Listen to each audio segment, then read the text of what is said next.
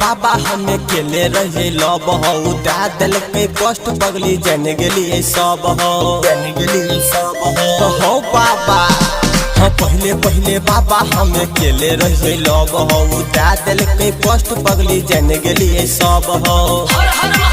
सुना सुना भोले दानी पगली दिल कई हो गम गाजा के कनो हम पिए दर्द हो नहीं कम गाजा के कनो हम पिए दर्द हो नहीं कम।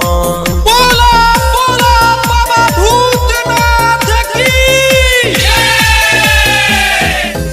बोलिए शंकर भगवान की।